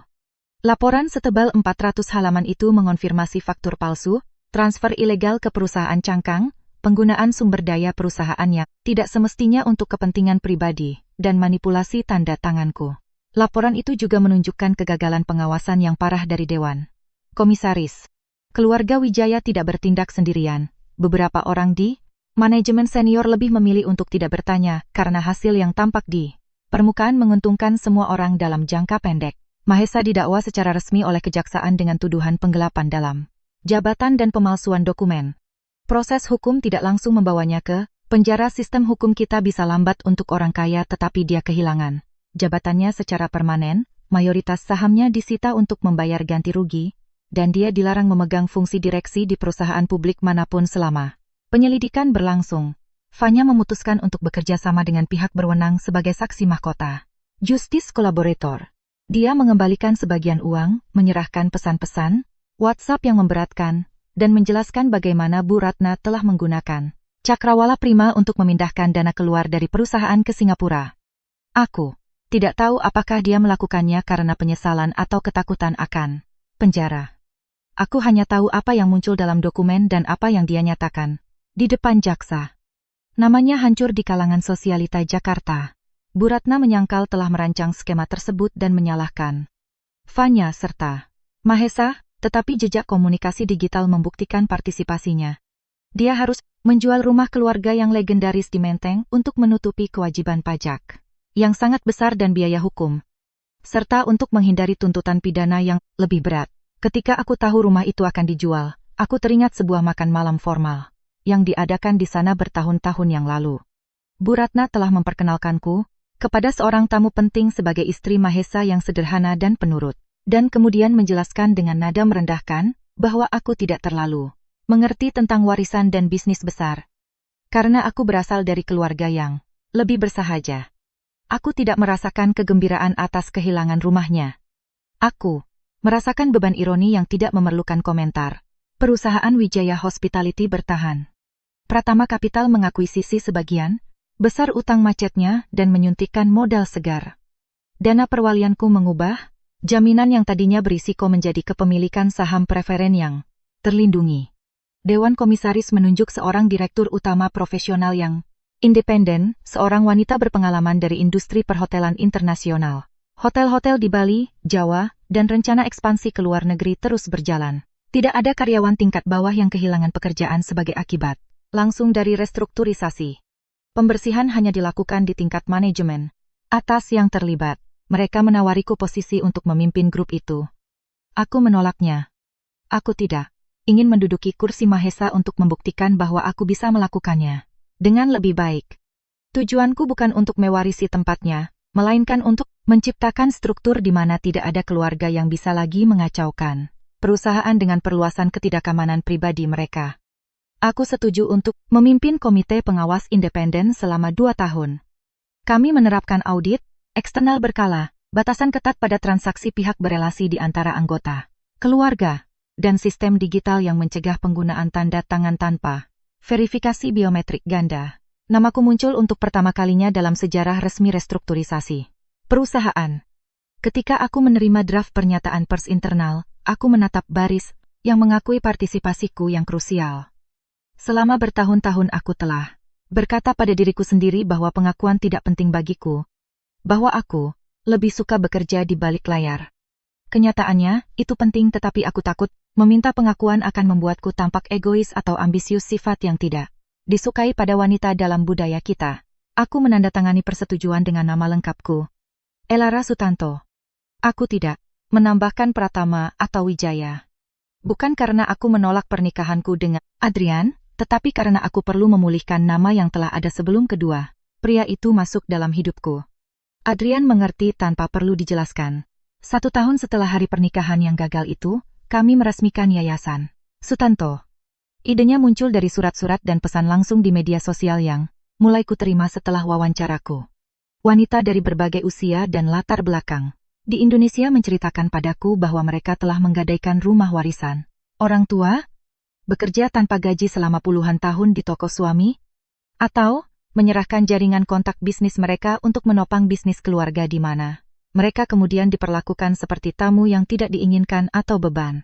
Beberapa tidak ingin meninggalkan pernikahan mereka karena alasan agama atau anak-anak. Yang lain sudah pergi, tetapi miskin. Semuanya membutuhkan informasi untuk membedakan antara kemurahan hati dalam pernikahan dan risiko finansial yang mematikan. Yayasan ini menawarkan konsultasi hukum dan literasi keuangan gratis. Kami juga membantu mendokumentasikan kontribusi informal seperti kerja tanpa gaji atau penggunaan aset pribadi yang karena kepercayaan atau tekanan emosional tidak pernah dicatat secara hukum di Indonesia, agar bisa diperhitungkan jika terjadi perceraian atau sengketa waris. Aku memilih Gedung Arsip Nasional di Jakarta Pusat untuk acara peresmiannya. Bangunan kolonial yang indah dan bersejarah. Beberapa orang bertanya mengapa aku memilih tempat yang nuansanya mirip dengan hotel tempat pernikahanku yang gagal. Jawabannya sederhana. Aku tidak ingin menyerahkan jenis arsitektur itu selamanya pada kenangan terburuk yang terjadi di sana. Bangunan bersejarah tidak milik Mahesa, begitu juga ingatanku. Pada hari acara, aku berjalan melalui koridor batu yang mengingatkanku pada lobi hotel itu setahun yang lalu. Aku tidak mengenakan gaun pengantin. Aku mengenakan setelan celana panjang sutra putih berpotongan modern dan sederhana, dan sebuah cincin berbeda di tangan kananku. Sebelum naik ke panggung, aku berhenti di bawah lengkungan pintu masuk yang dihiasi bunga bougainville, tempat aku melihat Adrian menungguku setahun yang lalu. Dia ada di sana, menungguku lagi. Aku bertanya padanya, apakah dia ingat apa yang dia tanyakan padaku sore itu? Apakah kamu yakin? Dia mengangguk. Aku mengaku padanya bahwa saat itu aku tidak sepenuhnya yakin. Aku yakin aku tidak ingin kembali pada Mahesa. Aku yakin aku harus melindungi asetku. Tetapi, aku tidak bisa tahu apakah menikah dengan Adrian Pratama adalah keputusan yang benar dalam jangka panjang. Dia menatapku dan berkata dengan jujur bahwa dia juga tidak tahu saat itu. Aku berterima kasih atas jawabannya. Aku tidak membutuhkannya untuk menulis ulang sejarah kami seolah-olah semuanya sudah ditakdirkan dari awal dengan romantis. Yang berharga adalah bahwa kami telah mengubah keputusan yang penuh ketidakpastian menjadi hubungan yang dibangun dengan pilihan-pilihan yang diulang setiap hari. Aku naik ke panggung sendirian. Adrian duduk di baris pertama, tidak di belakangku untuk mendukung secara simbolis, tidak juga di sampingku di depan mikrofon. Di depan ratusan tamu undangan kebanyakan wanita, aku bercerita bahwa selama bertahun-tahun aku percaya bahwa mencintai berarti menopang struktur, bahkan ketika struktur itu mulai runtuh menimpaku. Aku berpikir bahwa melindungi seseorang membenarkan menyembunyikan kerjaku, mengurangi kebutuhan-kebutuhanku, dan menerima orang lain menarasikan kisah hidupku. Aku menjelaskan bahwa kesetiaan tanpa batas dalam budaya kita seringkali berubah menjadi izin untuk disalahgunakan. Aku tidak menceritakan setiap detail pengkhianatan Mahesa. Yayasan itu tidak ada untuk menjadikan Mahesa sebagai penjahat permanen. Yayasan itu ada untuk membantu wanita lain mengenali pola-pola yang membutuhkan waktu bertahun-tahun. Bagiku untuk melihatnya, aku berkata dengan tegas. Aku tidak mendapatkan kembali hidupku ketika Adrian berjalan bersamaku menuju meja akad. Aku mendapatkannya kembali beberapa menit sebelumnya, ketika aku mengerti di dalam suite itu bahwa aku tidak memerlukan izin dari orang yang telah mengkhianatiku untuk memutuskan apa yang akan terjadi selanjutnya dalam hidupku. Tepuk tangan memaksaku untuk berhenti. Tetapi bukan tepuk tangan sopan. Itu adalah suara pengakuan kolektif yang memenuhi aula tinggi itu. Aku melihat wanita di berbagai meja dengan mata berkaca-kaca. Beberapa wanita berhijab, mengangguk kuat, yang lain memegang tangan teman atau saudara perempuan mereka. Seorang mantan karyawan senior Wijaya Hospitality yang telah pensiun ada di antara para tamu dan tersenyum bangga padaku. Pada saat itu aku mengerti bahwa ceritaku telah berhenti menjadi milik semata-mata pada hari pernikahan yang gagal itu. Itu telah menjadi milik banyak wanita Indonesia. Setelah acara formal selesai, Adrian membawaku ke taman belakang gedung. Malam, Jakarta cerah. Dia mengeluarkan sebuah kotak kecil dari sakunya. Aku berkata padanya dengan nada bercanda bahwa kami sudah menikah secara sah dan bahwa lamaran lain tampaknya tidak perlu secara administratif. Dia tersenyum tipis dan membuka kotaknya. Di dalamnya ada cincin emas putih. Sederhana, jauh lebih tidak mencolok daripada cincin pertunangan berlian besar yang pernah diberikan Mahesa. Di bagian dalamnya terukir 5 kata dalam bahasa Indonesia. Tidak ada yang dibangun di atas diamu. Aku merasakan air mata naik sebelum aku bisa menata jawaban. Adrian menjelaskan dengan suaranya yang tenang dan dalam bahwa pertama kali, aku telah setuju untuk menikah dengannya di tengah krisis dengan adrenalin dan tekanan di sekeliling kami. Dia ingin tahu apakah sekarang, tanpa kontrak yang mendesak, tanpa investor yang menunggu, dan tanpa orang yang harus dibuktikan apapun, aku akan memilih untuk melanjutkan. Dia tidak memintaku untuk melepaskan klausul keluar dalam perjanjian kami. Dia tidak berjanji bahwa kami tidak akan pernah membuat kesalahan. Dia hanya memintaku untuk keputusan di masa sekarang, dalam ketenangan. Aku menjawab ya. Kemudian aku menambahkan, sambil menatap matanya, bahwa aku akan tetap mempertahankan klausul keluar itu. Dia tersenyum, senyum tulus yang jarang terlihat, dan berkata bahwa dia tidak akan menginginkan pernikahan denganku jika aku tidak memiliki kemampuan untuk pergi kapanpun aku mau. Malam itu kami berciuman di bawah bougainville di Taman Jakarta Pusat itu, wartawan, tanpa kamera, dan tanpa drama. Adegannya kurang spektakuler daripada pernikahan kami yang mendadak, tetapi jauh lebih intim dan nyata. Aku tidak lagi membutuhkan dunia untuk menafsirkan apa artinya. Mahesa menulis email terakhir padaku beberapa minggu kemudian. Dia tidak meminta untuk kembali. Dia menginformasikan bahwa dia telah mulai bekerja sama sepenuhnya dengan penyelidikan polisi dan bahwa dia menerima penjualan sisa sahamnya untuk menutupi sebagian kerugian investor yang mungkin akan meringankan hukumannya. Dia juga mengatakan bahwa dia sedang mencari bantuan psikologis profesional untuk memahami mengapa dia perlu menghancurkan orang-orang yang mencintainya. Aku tidak mencoba memutuskan apakah dia telah berubah. Pekerjaan itu adalah miliknya. Aku membalas dengan singkat bahwa aku berharap suatu hari dia bisa membangun kehidupan yang tidak bergantung pada perasaan harus lebih besar dari wanita di sampingnya. Tidak ada pesan lagi setelah itu. Terkadang aku masih mengingat Mahesa yang kutemui di sebuah kafe kecil di Kemang bertahun-tahun yang lalu. Dia memiliki proyek hotel butik yang penuh kesalahan, perhitungan, senyum yang tidak aman, dan kemampuan untuk berbicara berjam-jam, dengan penuh semangat tentang arsitektur tropis yang ingin dia restorasi. Aku jatuh cinta pada pria itu. Aku tidak perlu menyangkal cinta itu untuk membenarkan kepergianku. Aku juga tidak perlu mengubah setiap kenangan menjadi kebohongan. Ada saat-saat yang benar dan tulus di antara kami. Yang tidak ada adalah keamanan dan rasa hormat yang diperlukan untuk tetap tinggal.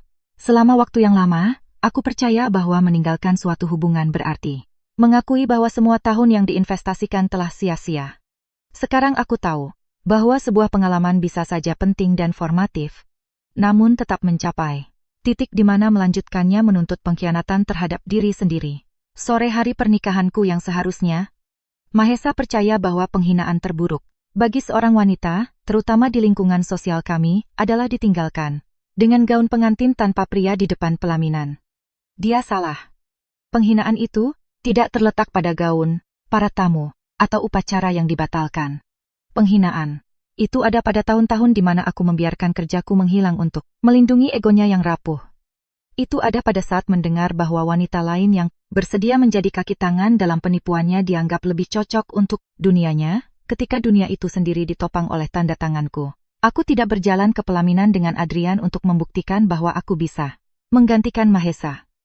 Manusia bukanlah objek yang bisa dipertukarkan, dan luka tidak hilang hanya karena seseorang yang lebih baik muncul. Aku masuk karena aku menolak untuk keluar melalui pintu belakang dari kehidupan yang juga telah kubangun dengan susah payah.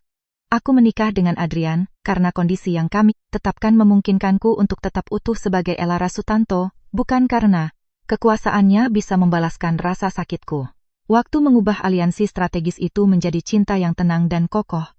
Tetapi, itu tidak akan menjadi kisah cinta jika aku tidak terlebih dahulu belajar untuk ada tanpa perlu dipilih oleh seorang pria. Itulah bagian yang tidak pernah dimengerti oleh berita utama infotainment. Mahesa tidak kehilangan perusahaannya karena aku menikah dengan musuh terburuknya. Dia kehilangannya saat dia menggunakan kesetiaanku sebagai jaminan gratis, diamku sebagai otorisasi, dan cintaku sebagai kelemahan tanpa konsekuensi. Adrian tidak memenangkan seorang wanita karena dia masuk ke lobi hotel pada saat yang tepat. Dia membangun hubungan denganku karena dia menunggu keputusanku, menghormati batasan tertulisku, dan tidak pernah perlu mengecilkanku untuk mengonfirmasi nilainya sendiri sebagai seorang pria. Dan aku tidak mendapatkan kembali martabatku karena dua pria bersaing untuk berjalan di sisiku. Aku mendapatkannya kembali ketika aku berhenti bersaing untuk mendapatkan tempat dalam hidup seseorang yang hanya menghargaiku selama aku tetap tidak terlihat.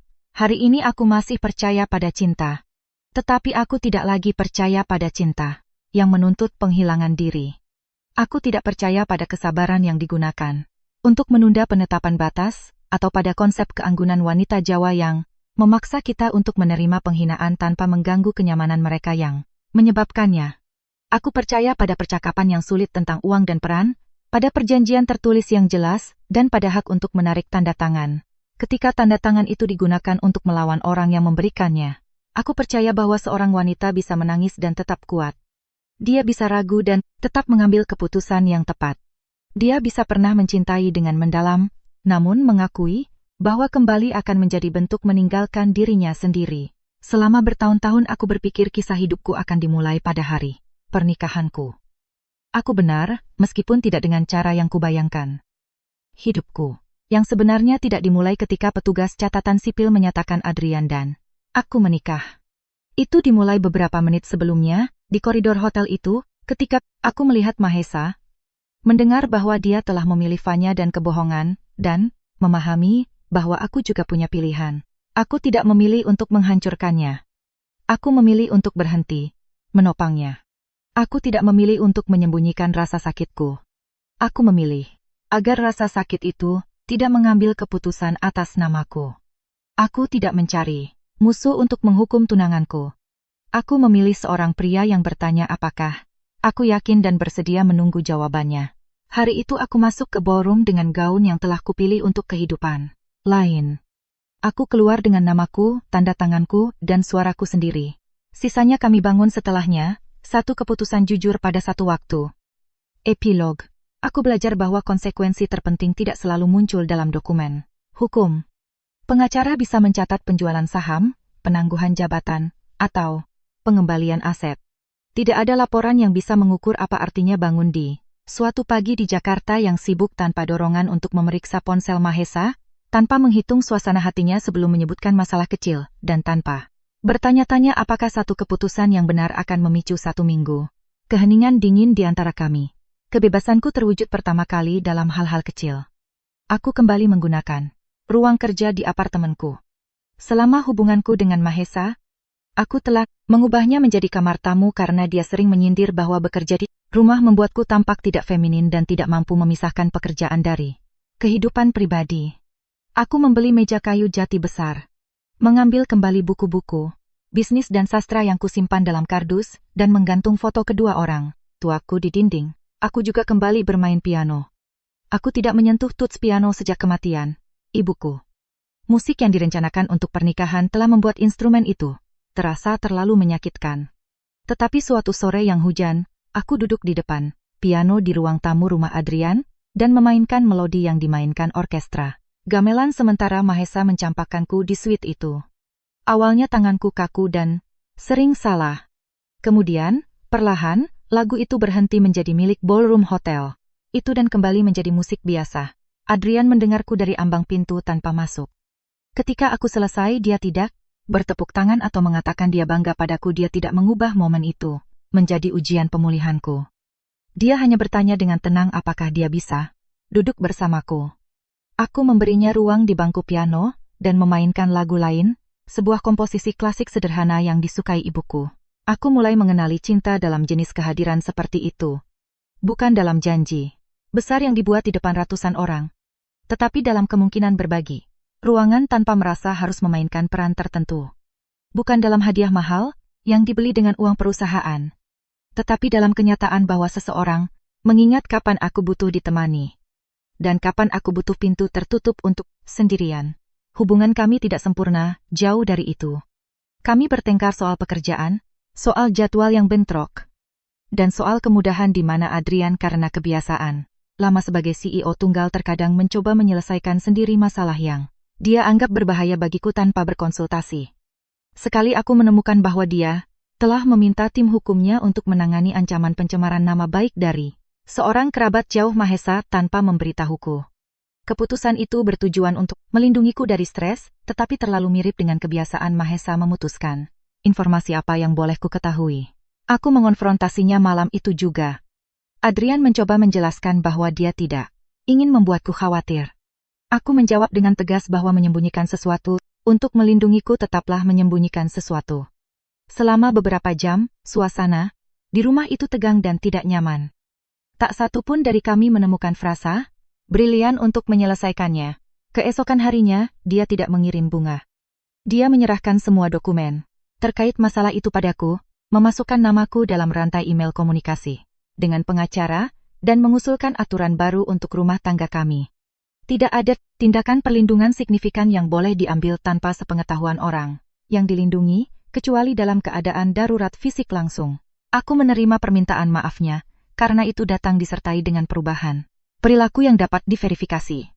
Aku tidak lagi percaya pada permintaan maaf yang datang sendirian. Sebuah kalimat indah bisa menenangkan satu malam, tetap mengulangi kerusakan yang sama keesokan harinya. Setelah pengalaman dengan Mahesa, aku belajar untuk melihat apa yang berubah dalam tindakan nyata, dalam keputusan-keputusan sulit, dan dalam cara seseorang bertindak ketika mereka tidak lagi takut kehilanganmu tetapi memilih untuk menghormatimu. Kata-kata itu penting, tetapi fakta yang memutuskan. Pengalaman itu mengajarkanku sesuatu yang seharusnya ku ketahui jauh lebih awal. Hubungan yang sehat bukanlah hubungan di mana tidak ada yang membuat kesalahan. Itu adalah hubungan di mana kesalahan tidak berubah menjadi struktur permanen. Kebohongan. Dan di mana orang yang terluka tidak harus mengecilkan dirinya sendiri untuk menjaga perdamaian palsu. Di Yayasan Sutanto, kami sering mengulangi gagasan itu. Banyak wanita Indonesia datang bertanya apakah mereka harus bercerai, melapor ke polisi, atau pergi dari rumah. Kami tidak mengambil keputusan itu untuk mereka. Kami menunjukkan dokumen, risiko hukum dan finansial, serta opsi-opsi yang tersedia di Indonesia. Kami membantu mereka mendapatkan kembali informasi tentang hidup mereka sendiri, sebelum meminta mereka untuk menjadi berani. Aku sendiri telah memiliki harta, pengacara, dan koneksi tingkat tinggi. Meskipun demikian, butuh waktu bertahun-tahun bagiku untuk mengenali manipulasi yang terjadi. Aku tidak ingin membayangkan betapa jauh lebih sulitnya bagi seorang wanita tanpa rekening bank sendiri, tanpa akses ke nasihat hukum, dengan anak-anak yang bergantung secara finansial pada pria yang sama yang mengendalikan setiap dokumen keluarga. Itulah sebabnya kami memperluas program kami. Kami membuat lokakarya tentang cara mencatat kontribusi keuangan dalam usaha suami istri, memberikan advokasi untuk wanita yang bekerja dalam bisnis keluarga tanpa kontrak kerja, dan mendirikan dana darurat sementara untuk mereka yang perlu keluar dari rumah yang penuh kekerasan, baik fisik maupun finansial, sambil menyelesaikan situasi hukum mereka. Setiap kasus berbeda. Aku menghindari menggunakan ceritaku sebagai formula universal. Tidak semua wanita akan memiliki seorang Adrian yang menunggu di pintu masuk dengan solusi siap pakai. Mereka juga tidak membutuhkannya untuk menyelamatkan diri. Bagian penting dari pengalamanku bukanlah pria yang muncul setelah pengkhianatan itu. Bagian pentingnya adalah akses ke informasi dan kemandirian finansial yang memungkinkanku untuk memilih. Suatu hari, setelah sesi lokakarya di yayasan, seorang wanita yang lebih tua, mungkin seusia Bu Ratna, mendekatiku. Dia telah bekerja selama 30 tahun di perusahaan percetakan suaminya di Jakarta Barat tanpa gaji resmi dan tanpa saham. Suaminya sekarang ingin mewariskan bisnis itu sepenuhnya kepada putra sulung mereka yang jarang terlibat, mengabaikan kontribusi sang istri. Wanita itu memberitahuku dengan mata berkaca-kaca bahwa dia selalu berpikir bahwa meminta dokumen tertulis berarti tidak mempercayai keluarganya sendiri, sebuah tabu besar dalam budaya kita. Aku menjawabnya dengan lembut bahwa kepercayaan sejati tidak seharusnya menuntut ketidaktahuan dari salah satu pihak. Dia memegang tanganku erat-erat dan berkata bahwa dia telah melihat wawancaraku setahun yang lalu. Dia berpikir aku adalah wanita yang sangat berani. Aku mengaku padanya bahwa aku telah merasakan ketakutan yang luar biasa di hampir setiap langkah yang kuambil sore itu. Keberanian, jelasku padanya, bukanlah masuk ke ballroom dengan Adrian tanpa rasa takut. Keberanian adalah menerima bahwa rasa takut itu ada di sana, menemaniku. Tetapi memutuskan bahwa rasa takut itu tidak akan mengambil keputusan untukku. Malam itu aku pulang ke rumah di Kebayoran dan menemukan Adrian sedang memasak di dapur. Itu pemandangan yang langka. Makan malamnya jelas gagal, dia telah menghanguskan saus pasta dan membuka semua jendela untuk menghilangkan bau asap. Aku tertawa sampai perutku sakit melihat eksekutif puncak yang ditakuti itu tak berdaya di depan kompor. Dia akhirnya ikut tertawa, sedikit malu. Saat kami makan nasi goreng yang dipesan lewat aplikasi online di meja dapur yang sederhana, aku memikirkan jarak yang sangat jauh antara adegan nyata yang berantakan ini dan kehidupan sempurna namun palsu yang pernah kubayangkan. Bersama Mahesa makan malam formal yang dingin, foto-foto Instagram yang dikurasi, dan sebuah perusahaan keluarga yang dikagumi oleh semua orang di luar, tetapi busuk di dalamnya. Sekarang, aku lebih memilih dapur yang penuh asap di mana tidak ada seorang pun yang perlu berpura-pura. Aku menyimpan gaun pengantin pertamaku selama 2 tahun di lemari. Aku tidak tahu apa yang harus kulakukan dengannya. Menyumbangkannya terasa seperti menimpakan nasib buruk pada pengantin wanita lain. Menyimpannya memakan terlalu banyak ruang fisik dan emosional. Akhirnya, aku meminta seorang desainer tekstil lokal untuk mengambil kain sutra gading yang masih bagus dan menjahitnya menjadi kantong-kantong kecil yang Elegan untuk menyimpan dokumen penting yang kami berikan kepada para wanita di yayasan. Di dalam setiap kantong, kami menyelipkan sebuah kartu kecil. Bertuliskan, namamu juga harus muncul dalam sejarah yang kamu bantu bangun. Aku tidak menjelaskan kepada siapapun dari mana kain itu berasal. Itu tidak perlu. Terkadang, hal-hal yang suatu hari mewakili janji yang rusak bisa diubah menjadi alat untuk melindungi orang lain. Itu adalah caraku untuk akhirnya mengucapkan selamat tinggal pada pernikahanku yang asli. Aku tidak membakar gaun itu, aku tidak menghancurkan fotonya. Aku mengubah apa yang tersisa darinya menjadi sesuatu yang berguna. Mungkin itu juga yang kulakukan dengan seluruh hidupku. Aku tidak mendapatkan kembali wanita lugu yang ada sebelum mengenal Mahesa. Wanita itu telah percaya dengan cara yang naif yang tidak bisa lagi kuulangi. Tetapi aku juga tidak tetap menjadi wanita yang keluar dari suite hotel dengan ponsel di tangan dan audit yang siap sebagai senjata, tegang dan defensif. Aku menjadi seseorang yang berbeda. Seorang wanita yang masih bisa mencintai dengan dalam, tetapi yang sekarang tahu cara membaca dengan teliti sebelum menandatangani apapun, baik itu kontrak bisnis atau kontrak hati. Seorang wanita yang mampu membantu orang lain tanpa menyerahkan identitasnya sendiri sebagai jaminan. Seorang wanita yang mengerti bahwa keheningan bisa menjadi bentuk keanggunan dalam beberapa momen, tetapi tidak boleh menjadi harga mati untuk bisa diterima dimanapun.